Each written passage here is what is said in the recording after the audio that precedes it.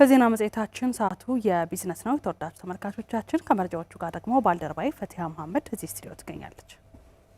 ፈቲያ የርሳተንች አመሰግናለሁ ሳምራይት። እንዴት ውላችኋል የተከበራችሁ ተመልካቾቻችን? ከኩለ ቀን የቢዝነስ መረጃዎቻችን ጋር አብራችሁን ቆዩ። የኢኮኖሚ ዲፕሎማሲ የኢትዮጵያ የውጭ ጉዳይ ፖሊሲ ምሰሶ ነው ሲሉ የውጭ ጉዳይ ሚኒስትር ዴኤታ አምባሳደር ሀደራ አበራ ገለጹ። የውጭ ጉዳይና የኢኮኖሚ ሴክተሮች ቅንጅታዊ ጉዞ ለተቀናጀና ኢኮኖሚ ዲፕሎማሲ በሚል መሪ ሀሳብ ከባለድርሻ አካላት ጋር ውይይት ተካሂዷል። አንዷለም መናን ተጨማሪ አለ። በኢትዮጵያ የኢኮኖሚ ዲፕሎማሲ አዲስ አማራጭ ማሰስ በሚል በውጭ ጉዳይ ኢንስቲትዩት አዘጋጅነትና በውጭ ጉዳይ ሚኒስቴር አጋርነት በተካሄደ መድረክ ሀገር በቀል የኢኮኖሚ ማሻሻያው ዲፕሎማሲውን ለማጎልበት ያለው ሚና የተቋማት ትብብርን ለማጠናከርና የድህረ 2018 የኢኮኖሚ ዲፕሎማሲ ለውጥ ግምገማን መሰረት አድርጎ እየተከናወነ ነው። የኢኮኖሚ ዲፕሎማሲያችን የሀገሪቱ ኢኮኖሚን ለማጠናከር የሚሰራ ነው ብለዋል። በመድረኩ ላይ ንግግር ያደረጉት የውጭ ጉዳይ ሚኒስትር ዴኤታ አምባሳደር ሀደራ አበራ ጠንካራ ኢኮኖሚ እቅዶችን በጠንካራ ዲፕሎማሲ መታጀብና መታገዝ አለባቸው። የዲፕሎማሲ አቅሞቻችን በመጠቀም ለኢንቨስትመንት በንግድ በቴክኖሎጂ ሽግግርና በአቅም ግንባታ ረገድ ስትራቴጂክ አጋርነቶችንና አቅሞችን ማሰባሰብ ይጠበቅብናል። የኢኮኖሚ ዲፕሎማሲ የውጭ ፖሊሲያችን ዋና ምሰሶ ነው ስንል መነሻችን ከሀገር በቀል ኢኮኖሚ ሪፎርም የሚጠበቁትን ሀገራዊ ዓላማዎች ከዳር ለማድረስ በዲፕሎማሲ መስክ እንተጋለን ማለት ነው።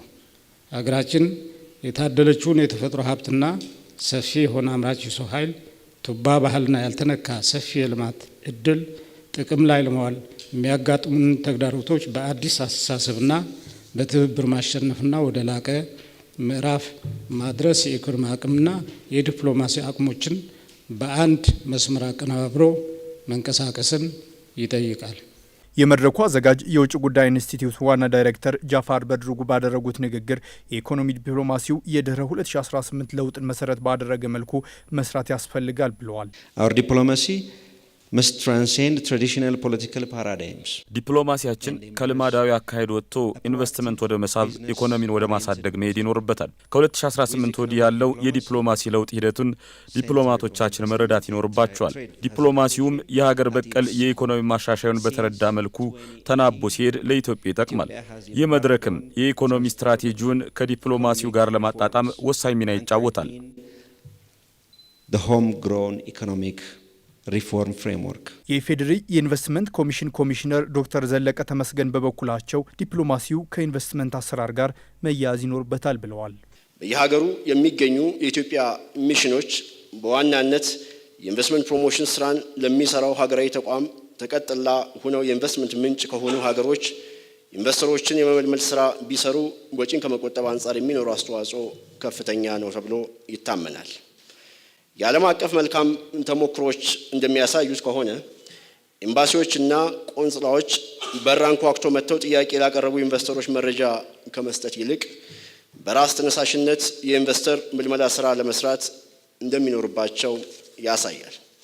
የንግድ ዲፕሎማቶችና የኢንቨስትመንት አታሺዎች በዚህ ረገድ የሚኖራቸው ሚና እጅግ ከፍ ያለ ነው። የዲፕሎማቲክ ሚሽኖቻችን ከኢንቨስትመንት ፕሮሞሽን ኤጀንሲዎች ጋር በማቀናጀት ውጤታማ የኢንቨስትመንት ፕሮሞሽን ስራዎችን ከሰሩ ሀገሮች ውስጥ አየርላንድ፣ እስራኤል፣ ናሚቢያ፣ ኦስትሪያና የካሪቢያን ሀገራትን እንደ ምሳሌ መጥቀስ ይቻላል።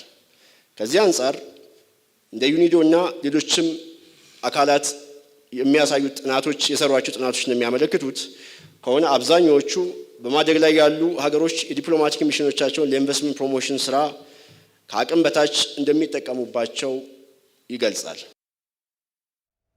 በአማራ ክልል ባለፉት 9 ወራት ከሀገር ውስጥና ከውጭ ጎብኚዎች ከ5 ቢሊዮን ብር በላይ ገቢ መገኘቱን የክልሉ ቱሪዝም ቢሮ አስታወቀ። ቢሮው ከቱሪዝም ዘርፉ የሚገኘውን የገቢ የበለጠ ለማሳደግ ዘርፉን በቴክኖሎጂ ለማዘመን እየሰራ መሆኑንም ገልጿል። በቀለ ተሾመ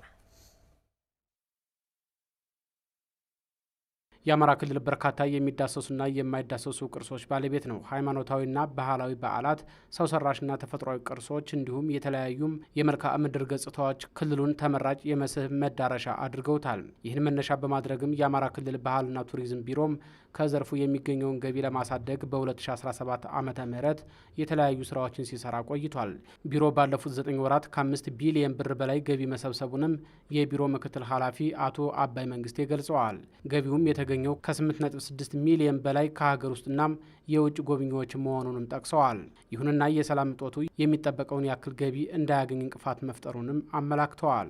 የውጭ ሀገርና የሀገር ውስጥ ቱሪስቶችን ፍሰትና ገቢ ስንመለከት የ8.649 ሚሊዮን ጎብኚዎች ክልሉን ይጎበኘዋል ብለን እቅድ ያዝ ክንውን 8 ሚሊዮን 688 ሺህ የሚሆኑ የውጭም ሆነ የሀገር ውስጥ ቱሪስቶች ክልሉን ጎብኝተውታል። ከዚህ ውስጥ እቅድ 3.927 ቢሊዮን ብር ገቢ ይገኛል ብለን በጥቅሉ 5.297 ቢሊዮን ብር ገቢ እንደተገኘ በግምገማችን በግልጽ አመላክተናል። በክልላችን የእርስ በርስ ግጭቶች ደግሞ ከዛም ከዚህም ሌሎችን ተግባራት እንዳወቀው ሁሉ ቱሪዝም እንቅስቃሴው ላይ ከፍተኛ የሆነ ጫና አድርሷል።